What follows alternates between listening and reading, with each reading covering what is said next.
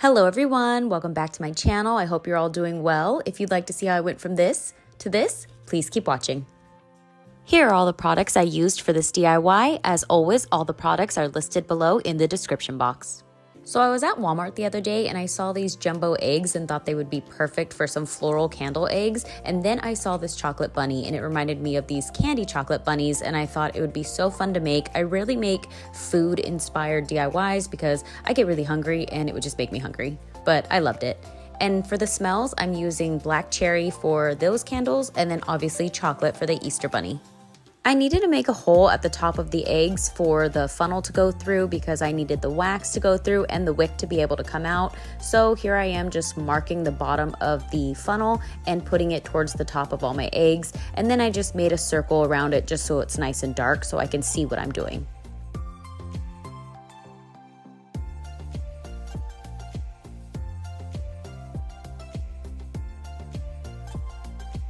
After putting the circles on the top of the eggs, I decided to put one on the top of the bunny's head. I originally was going to do it on the ears, but I'm happier that it was on top of his head. I had already cut 2 of the eggs off camera, and here I'm just showing you how I'll cut the last egg and also how I cut the bunny. There's probably a better way to cut the plastic, but at the moment, this is just what I thought of. I used fire to melt down the plastic. All I did was get a match and kind of light the end of the egg itself, and I just kept going back and forth melting the plastic. And then I used the X-Acto knife, the round part of it, to kind of make a half a circle on the top of both halves of the tops of the eggs, and then I used the sharp part of the X-Acto knife to cut off any excess plastic. I found this method the easiest because the plastic is so thin and the flame is really hot, so it makes it very pliable. And then my X-Acto knife itself is kind of cold, it's not really hot, so it cools down the plastic almost immediately and makes it a lot easier for me just to slice off any of that excess plastic. And then at the very end, I just make sure that the funnel will fit through the hole and it's all done. I did the same thing with the bunny, and I also used a pair of small scissors just to help cut off any of that excess plastic as well. Not that the X-Acto knife wasn't working just fine, it's just I had the scissors right next to me and thought I could make it more of a rounded edge, and then I checked it like I checked all of them and it was perfect. So here's where I made my first mistake. The back of all the eggs and even the bunny egg have these holes on them, little tiny air pockets, and I covered those up using Scotch tape, hoping that none of the wax would seep out of it, and the wax did. So if I could do this part over again, I would use either duct tape or hot glue just to cover up those holes, and then put hot glue all over the seams of the eggs themselves, just so none of that hot wax would seep out. But you'll see later what I do. I got a pack of flowers from Amazon and they came with these tiny tweezers, and they were absolutely perfect for handling the flowers because I had never worked with dried flowers before and they were very fragile, so it was great having these little tweezers to put them on. I also used Mod Podge and a tiny brush just to make the flowers adhere to the eggs. So this is the second mistake I had made. If I did this part over again, I would definitely use candle wax to adhere the flowers to the eggs. When I used Mod Podge, I thought this would be great to hold them in place, but instead, if you're going to do this at home, use candle wax, because when I did pull the solidified egg candle out of the eggshell itself, some of the flowers had ripped off, and then when I pulled it out, it had like this little bit of glue on the outside of it, which it didn't look pretty. But honestly, this was my absolute favorite part of this whole DIY, was working with these beautiful flowers. I can't wait to work with more. They were absolutely beautiful and just so fun to play with, so I can't wait to do another DIY with them. Also, I'm really curious to know which candle is your guys' favorite. Watch this video and then at the end, post a comment of which candle is your favorite. I really like the blue one, but I also like the orange one as well, but I'm really leaning towards the blue one. So just let me know which candle is your favorite.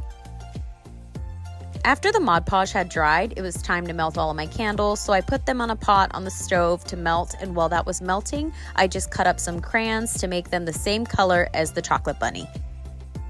I used 5 brown crayons in total to make the color of the chocolate for the chocolate bunny. I'm going to mix these in with the candle wax itself so it will dilute any of the brown it has, but honestly it came out to the perfect amount. I already had like 4 brown crayons, so I decided to buy one more box of crayons just so I could show you guys the kind of crayon that I use, which is Crayola, because that one's the best.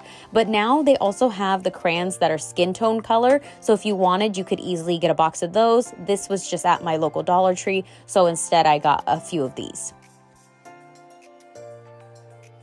After all the candle wax had melted, I just pulled out 3 of the wicks from 3 of those glass containers, and I dabbed the bottom of the wick into some wax, and then I adhered that to the bottom of the egg itself, making sure to make the top of the wick go through that little circular part that we had cut out earlier.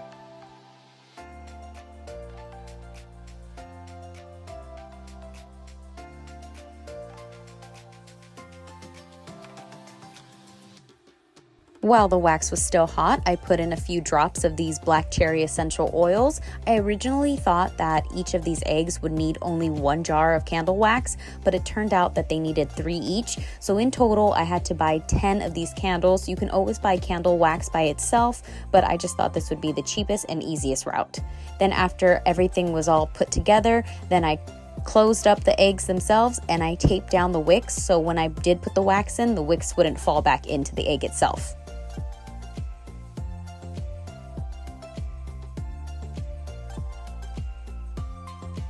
Then it was time to pour the wax into the Easter eggs. You'll notice that I did put foil down on my pans, and I did this for a reason. In case any of the wax had spilled over, once it got cold and solidified, I could reheat it up again, and it was also easier to clean up the pans like that. So do you guys remember earlier when I said I made the mistake of using Scotch tape on the holes and that I should have sealed off all of the edges where the eggs meet and the holes with either duct tape or hot glue? Well, this is why. It starts seeping out through the holes and through the sides of it where the eggs meet, and I'm not paying attention to this because I'm too busy looking at the funnel, and then boom, once I notice it, I'm like, what am I supposed to do now? But I had to wait for the egg to cool down before I could use duct tape because it was really hot, and once it cooled down, I just used duct tape all over all of the edges, all the holes, and just hoped and prayed that it would not spill through. And yes, duct tape did pull through and nothing spilled through after I taped them up. So don't make the same mistake as me. Use hot glue or duct tape. Also, it looks really fast in this video because obviously the video is edited, but it did take me several hours to make these eggs because I had to wait for layers of it to solidify. And then once that was done, it was perfect. The bunny candle was the easiest to do. Just like the egg candles, I just grabbed a wick from one of the containers. I dab a bit of wax on the bottom of that and put that on the bottom of the bunny itself, and making sure to pull the wick through the top of the bunny's head. If I could do this part over again, I would have done it with the wax mixed in with the brown color first, because when it solidified, you could see that dab of white at the bottom of the bunny, but that's just me being nitpicky. And as you guys can see, the bottom of this bunny does have 4 holes, just like how the eggs have holes. So all I did was cover that up with some duct tape. I did tape the wick down just so it stayed in place when I was adding the wax into the bunny. And then I covered the entire bunny, all the parts where it meets, with duct tape as well, just to make sure no wax seeps out of that. And it worked perfectly. Then I added some of this chocolate oil into the wax while it was still hot. And then I added in the brown coloring. I wanted it to smell really chocolatey. That's why I added so many dabs of that chocolate oil, and then I added in all the brown crayons and mixed it all together with a butter knife. If you look at it, like, it looks just like a cup of chocolate milk. Like, if you don't think about it and don't think it's like wax and crayons, it looks just like chocolate milk. It was making me so hungry. It was smelling amazing. It was looking amazing, and I was really tempted to eat it. I loved it. Anyways, this is what it looks like all done, and then I use the funnel to funnel it into the bunny itself. After all my candles had solidified, it was time for the true test to see how they looked. So I just used an X-Acto knife and I cut off all of the tape, and then I tore everything apart to see what the insides look like. That sounds really morbid, but it was awesome. I love the way they turned out. And obviously they have some suction on them because there's no airflow. So you just had to slice the sides of all of the seams where they meet, and then it let some air pockets in, and they were easy to pop off right after that. And here's the aftermath of all the shells. I didn't like that the flowers had ripped off and some of them even had broken off, but next time I'll use wax. Here's the little line where the seams met of the eggs. I didn't like that, so I just used an X-Acto knife and a lighter to smooth that out. Here's the little chocolate bunny. It is absolutely adorable. It looks so cute and so realistic. I like that it's solid, unlike those chocolates that you get where it's kind of just like the outer shell of it and then it's like hollow on the inside and you're like, man, I wish I had more chocolate. But I didn't like how the bottom had that little white dab of wax where I did put the wick down, and then the seams where they met kind of were hard, so I smoothed those out too. And then after all that, I just cut the wicks and all of my candles were done.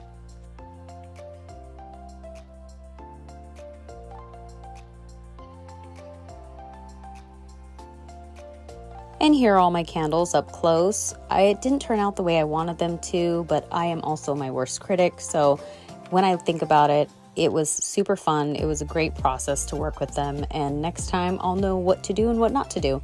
But let me know in the comments which one's your favorite. I really am leaning towards the blue. Looking at it more, I'm just like, wow, you are gorgeous.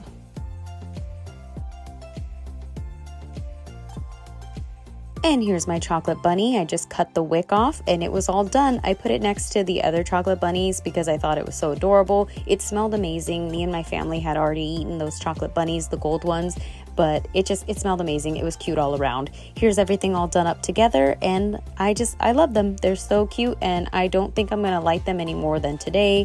Here I am just hopping little chocolate bunnies on behind the bunny candle because I don't know why I thought that was a cute idea and I decided to leave the footage in. And then here they all are, all lit. Thank you so much for watching. If you enjoyed this video, please give it a thumbs up, share, subscribe if you're not already. And if you do recreate this, please tag me at Alani DLC because I would love to see any recreations you guys make. If you have any ideas for any DIYs you'd like me to try out, please let me know and I will try and get those done for you. I hope you guys have a happy Easter and I will see you guys next time.